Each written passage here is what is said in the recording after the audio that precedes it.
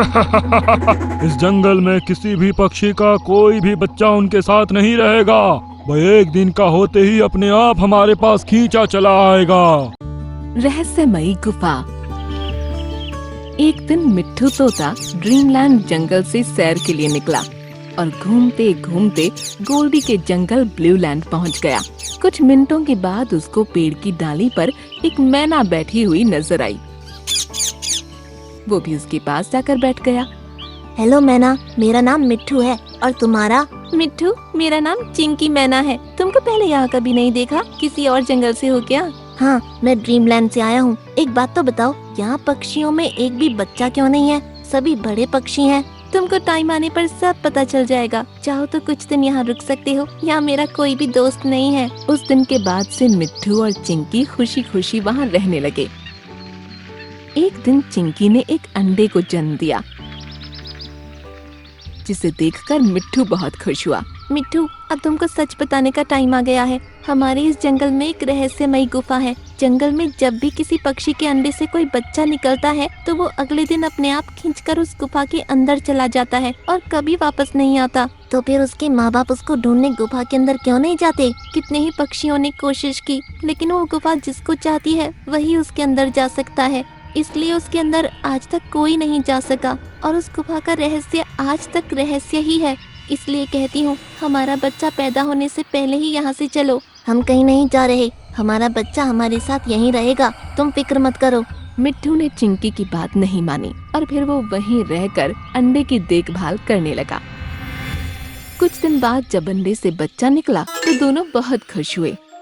अगले दिन मिट्ठू और चिंकी दोनों अपने बेटे मुन्नू के साथ घोंसले में बैठे हुए थे। तभी मुन्नू अपने आप हवा में उठ गया। मम्मी मम्मी, मैं हवा में कैसे उठ गया? ये कैसे हो सकता है? तुमको एक दिन में उड़ना कैसे आ गया? मैंने कहा था ना, यहाँ से चलो। मिट्ठू कुछ समझ पाता इससे पहले ही मुन्नू अपने आप गुफा की ओर तेजी से उड़ने लगा और दोनों माँ बाप उसका पीछा करने लगे। मुन्नू बेटा रुक जाओ, उस तरफ मत जाओ। मम्मी, मेरा खुद पर काबू नहीं है, मैं जानबूझकर उस तरफ नहीं जा रहा। मुन्नू तेजी से अपने आप गुफा की तरफ खींचा चला जा रहा था और वो दोनों उस तक पहुँच ही नहीं पा रहे थे। मम्मी बचाओ मुझे। तभी वो गुफा के अंदर नीली रोशनी में गायब हो गया। मिट्ठू और चिंकी वहाँ पहुँचे तो वो भी उसके अंदर घुसने की कोशिश करने लगे, लेकिन उनको एक झटका लगा और दोनों जमीन पर जा गिरे। ये क्या हुआ? हम अंदर क्यों नहीं जा पा रहे? इसी दिन के लिए मैं तुमसे कह रही थी, इस जंगल से चलो। अब वो कभी वापस नहीं आएगा और हम भी गुफा के अंदर नहीं जा पाएंगे। इस जंगल में किसी भी पक्षी का कोई भी बच्चा उनके साथ नहीं रहेगा। वह एक दिन का होते ही अपने आप हमारे पास खींचा चला आएगा। तुम कौन हो? क्या है इस गुफा का रहस्य? आखिर क्यों हमारे बच्चों को अगवा कर रहे हो? इस गुफा के अंदर हमारी मर्जी के अलावा सिर्फ शेर बिरादरी के जानवर ही आ सकते हैं। अगर इस गुफा का रहस्य जानना है तो उस शेर के पास जाओ जिसने हमसे हमारा बच्चा छीना था, लेकिन तुम्हारे बच्चे हमेशा इसी तरह गायब होते रहेंगे। ये सुनकर मिट्ठू और चिंकी मैना गोल्डी के पास पहुँचे। मैं उस गुफा के अंदर नहीं जाने वाला। उसका रहस्य सुलझाने के चक्कर में मैं अपनी जान खतरे में नहीं डाल सकता। चलो फुटो यहाँ से। गोल्डी की बात सुनकर दोनों परेशान हाल में ड्रीमलैंड जंगल में शेर खान के पास पहुँचे। अगर ऐसा है तो मैं उस गुफा के अंदर जाऊंगा और उसके रहस्य को सुलझा कर ही रहूंगा। शेर खान उन दोनों के साथ गुफा पर पहुंचा। फिर वो उसके अंदर चला गया। अंदर जाकर उसने देखा कि गुफा के अंदर बहुत ही खूबसूरत जंगल था। फिर उसको सामने एक तोता और मैना बैठे हुए नजर आए, जो दिखने में बहुत ही बड़े और खूबसूरत थे। तुम हमारे जंगल के पक्षियों से उनके बच्चे छीनकर उनको क्यों परेशान कर रहे हो?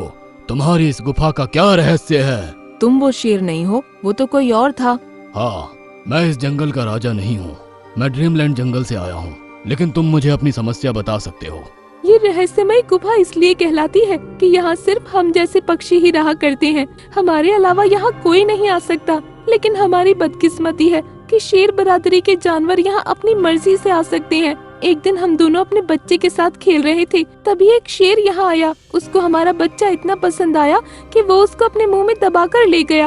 हम इस गुफा से बाहर नहीं निकल सकते थे, इसलिए हम उसको रोक ही नहीं सके। तभी से हमने उसके जंगल के सभी बच्चों को अगवा करना शुरू कर दिया। तुम लोग ये ठीक नहीं कर रहे हो। हमारा बच्चा वापस नहीं आ सकता, इसलिए हम उसके जंगल के किसी भी पक्षी के बच्चे को उनके पास नहीं रहने देंगे। ये सुनकर शेर खान गुफा से बाहर निकला और सभी जानवरों को लिए गोल्डी के पास पहुंचा। गोल्डी की इस हरकत को सुनकर सभी बहुत गुस्से में आ गए। गोल्डी, तुम्हारे किए की सजा पूरा जंगल भुगत रहा है।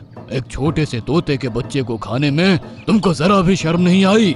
ऐसा नहीं है शेर खान, मेरी मौसी को तोता पालने की ख्वाहिश थी और उन्होंने मुझसे कहा था कि मैं अपने जंगल के सबसे खूबसूरत तोते को उनके पास भेजूं। एक दिन मैं ऐसे ही शिकार की तलाश में उस गुफा के अंदर घुस गया और फिर उनका बच्चा मुझे पसंद आ गया। तो अब वो कहाँ है? उसको मैंने पिंजरे में कैद करके अपनी मौसी के जंगल में भेजा है। आज शाम होने से पहले उसको लेकर गुफा के बाहर पहुंचो, नहीं तो तुमको मुझसे मुकाबला करना पड़ेगा। अब गोल्डी शाम होने से पहले तोते के बच्चे को लिए गुफा के बाहर पहुंच गया। मोंटू, इस तोते को आजाद करो। सुनकर मोंटू बंदर ने पिंजरे का दरवाजा खोलकर उसे आजाद कर दिया। गोल्डी, अब तुम इसके साथ इस गुफा के अंदर जाओ और इसके माँ बाप से जाकर माफी मांगो। जैसा तुम कहो शेर खान। गोल्डी तोते के साथ उस गुफा के अंदर चला गया। दोनों तोता मैना अपने बच्चे को देखकर खुश हो गए और उससे लिपट गए। बच्चा भी उनसे लिपटकर बहुत खुश दिखाई दे रहा था। मुझे माफ कर दीजिए तोता और मैना जी, मैंने आपके साथ अच्छा नहीं किया था। हो सके तो मेरे जंगल के पक्षियों को छोड़ दीजिए। हमने तुमको माफ किया गोल्डी। इन बच्चों को भी हम आजाद कर रहे हैं, क्योंकि हमें पता है इनके माँ बाप भी हमारी तरह अपने बच्चों को देखने के लिए तरस रहे होंगे। कुछ देर बाद गोल्डी बाकी सभी पक्षियों के बच्चों के साथ गुफा से बाहर आ गया। मिट्ठू, चिंकी और बाकी माँ बाप भी अपने बच्चों से मिलकर बहुत खुश हुए। बहुत अच्छे गोल्डी, आगे से एक राजा का फर्ज निभाना और ऐसी कोई गलती नहीं करना। उसके बाद सभी अपने अपने घरों को पहुंच गए और फिर से गोल्डी के जंगल में भी पक्षियों की प्यारी चहचहाहट की आवाजें गूंजने लगीं।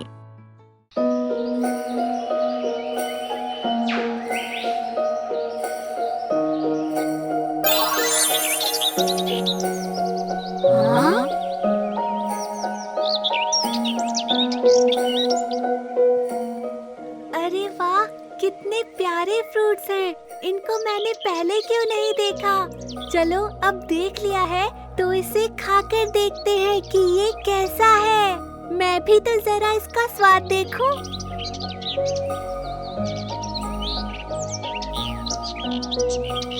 हाँ? अरे ये क्या हो रहा है? आ, आ, आ, आ, आ।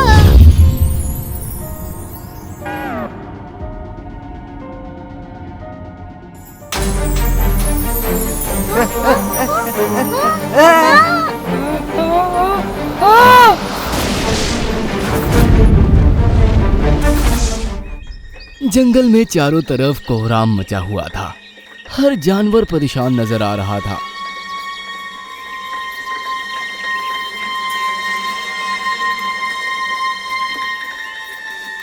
पता नहीं हमारे जंगल को किसकी नजर लग गई है। रोजाना कोई ना कोई जानवर गायब हो जाता है।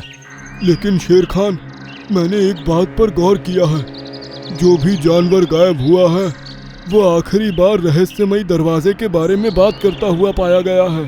यकीनन वो उस दरवाजे के अंदर ही गए होंगे। लेकिन वो सभी जानवर समझदार थे। रामू हाथी, छोटू हिरन, मोटू बंदर बघीरा, सभी को रहस्यमयी दरवाजे के बारे में पता था। फिर वो क्यों उसके अंदर जाने की जरूरत करेंगे? ये रहस्यमयी दरवाजा क्या है? रहस्यमयी दरवाजा काली पहाड़ी पर है। उस दरवाजे के पार कुछ नजर नहीं आता, केवल सुनहरी चमकती किरणें दिखाई देती है। आज तक जो भी उसके अंदर गया है वो कभी वापस नहीं आया। हमारे बड़े जानवर गायब होने की खबर गोल्डी को लग चुकी है। वह कभी भी अपने भाई शेरू के साथ मिलकर हम पर हमला कर सकता है।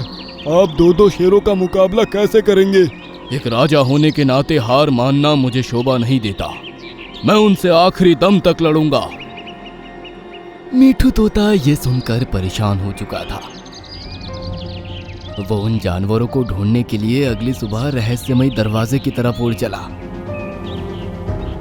पहाड़ी पर उसको नजर आया कि नीचे कालू भालू गोल्डी से कुछ बातें कर रहा था। ये क्या? ये कालू भालू हमारे दुश्मन गोल्डी से क्या बात कर रहा है? जाकर सुनता हूँ। गोल्डी महाराज, आपके कहने पर मैंने जंगल के सभी बड़े जानवरों को बहला फुसलाकर उस रहस्यमयी दरवाजे के अंदर भेज दिया है। अब वो कभी वापस नहीं आएंगे। हमले का अच्छा मौका है। शेर खान आपसे हार मान लेगा और फिर हमारे जंगल पर भी आप ही का राज होगा। अगर ऐसा हुआ तो मैं तुमको उस जंगल का वजीर बना दूंगा। इसका मतलब है कि कालू गोल्डी से मिला हुआ है। इस साजिश के बारे में शेर खान को पता होना चाहिए। तभी मिट्ठू को अपने पीछे से किसी की आवाज सुनाई दी। क्या सुन रहे हो बच्चे? उसने पीछे मुड़कर देखा तो वो गोल्डी के जंगल की एक चील थी। गोल्डी राजा, इस मिट्ठू ने आप दोनों की बातें सुन ली हैं। पकड़ो उसको। ये सुनते ही मिट्ठू डर गया और फिर वहां से सीधा पहाड़ी की तरफ उड़ चला। चील उसका पीछा करने लगी। हे भगवान, कोई रास्ता दिखाओ, वरना मैं इस चील का शिकार हो जाऊंगा। तभी उसने देखा कि सामने एक सुनहरी दीवार चमक रही है। लगता है ये वही रहस्यमयी दरवाजा है जिसके बारे में सब बात कर रहे थे। इसी में घुस जाता हूँ। हाँ, कहकर उसने अपने पंखों को नहीं रोका और उस दरवाजे के अंदर चला गया। अरे वाह, ये तो बहुत अच्छा हुआ। अब ये कभी वापस नहीं आने वाला। कहकर वो वापस गोल्डी और भालू के पास उड़ गई। अंदर जाने पर कुछ देर तक मिट्ठू को कुछ नजर नहीं आया। फिर जो मिट्ठू ने देखा उसकी आंखें फटी की फटी रह गई। वो एक बहुत ही खूबसूरत जंगल था। उसमें सामने झरना बह रहा था। रंग बिरंगे फूल पेड़ों पर खिले हुए थे। उसने देखा कि उसके जंगल से गायब हुए सभी जानवर अलग अलग पिंजरों में कैद है। चारों तरफ नीली चिड़िए हैं और एक चिड़िया सिंहासन पर बैठी हुई है। कौन हो तुम? यहाँ आने की वजह? चिड़िया रानी, पहले आप ये बताइए कि आपने मेरे इन दोस्तों को यहाँ क्यों कैद करके रखा है? अब तुम भी इन्हीं की तरह यहाँ कैद होकर रहोगे। कहकर उसने छड़ी से जादू किया, लेकिन उसका मिट्ठू पर कोई असर नहीं हुआ। ये क्या? ऐसा कैसे हो सकता है? तुम पर जादू का असर क्यों नहीं कर रहा? कहकर उसने फिर से जादू किया, लेकिन इस बार भी मिट्ठू पर उसका कोई असर नहीं हुआ। मेरा जादू सिर्फ उन्हीं जानवरों पर नहीं चलता जो यहाँ किसी लालच में नहीं आते। क्या तुम सच में यहाँ किसी लालच में नहीं आए? नहीं रानी चिड़िया, मेरे पीछे एक चील लगी थी। मैं उससे बचते बचते जल्दबाजी में इस दरवाजे के अंदर घुस आया। इसका मतलब तुम नेक दिल हो। तुम जैसा पक्षी ही मेरी तरफ से दिए गए इनाम का हकदार है। कहकर चिड़िया रानी ने जादू किया और तोते के हाथ में भी एक वैसे ही छड़ी आ गई जैसी चिड़िया रानी के पास थी। शुक्रिया चिड़िया रानी, लेकिन मुझे इस टाइम इस छड़ी से ज्यादा अपने इन दोस्तों की जरूरत है। हमारे जंगल पर हमला होने वाला है। मुझे मेरे जंगल को तबाह होने से बचाना है। ठीक है मिट्ठू, ये लोग लालच के चक्कर में यहाँ आए थे।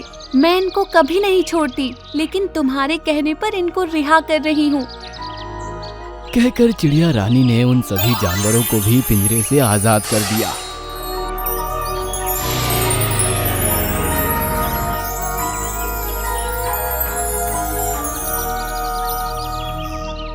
इस तरह जंगल पर गोल्डी ने हमला करने की तैयारी कर ली थी। गोल्डी अपने भाई शेरू के साथ शेर खान के सामने खड़ा था। शेर खान, तुम हार मान लो। तुम्हारे जंगल के सभी जानवर जा चुके हैं और हम 2 बाघ हैं। तुम अकेले 2 बाघों का मुकाबला नहीं कर सकते। कोई बात नहीं, मैं चाहे मर भी जाऊं, हार नहीं मानूंगा। मैं यहाँ का राजा हूँ, राजा ही मरूंगा। कहकर शेर खान उन पर झपट पड़ा। तभी वहां मिट्ठू बाकी जानवरों को लेकर पहुंच गया। रुक जाइए शेर खान, अब आप खुद को अकेला मत समझिए। सभी जानवरों ने देखा कि मिट्ठू अपने साथ सभी खोए हुए जानवरों को लेकर आ चुका है। गोल्डी और भालू भी ये देखकर हैरान हो गए। शेर खान, सारे जानवरों को बहलाकर रहस्यमय दरवाजे के अंदर कालू भालू ने भेजा था। ये गोल्डी से मिला हुआ है। अगर ऐसा है तो इसको इसकी सजा जरूर मिलेगी। तुम एक शेर होकर हम दो का मुकाबला नहीं कर पाओगे, हार मान लो, इसी में तुम सबकी भलाई है। शेर खान अकेले नहीं है। कहकर मिट्ठू ने शेर खान के ऊपर अपनी छड़ी से जादू किया और शेर खान के जैसा एक और शेर उसकी बराबर में आ गया। हाँ, ये कैसे हो सकता है? अब दोनों शेर खान ने उन दोनों पर हमला बोल दिया। काफी देर लड़ने के बाद गोल्डी और उसका भाई थक कर चूर हो गए और उन्होंने हार मान ली। हम हार मानते हैं, हार मानते हैं। अब तुम चुपचाप यहाँ से निकल जाओ और अपने साथ इस गद्दार भालू को भी ले जाओ। ऐसा सुनकर उन्होंने अपने साथ कालू भालू को लिया और फिर वहां से भाग गए। शेर खान और बाकी के सभी जानवरों ने मिट्ठू को बहुत बहुत धन्यवाद दिया। उसके बाद सभी जानवर फिर से एक साथ खुशी खुशी रहने लगे और मिट्ठू तोता हमेशा अपनी जादुई छड़ी से जानवरों की मदद करने लगा। वो रहस्यमय दरवाजा आज भी खुला हुआ है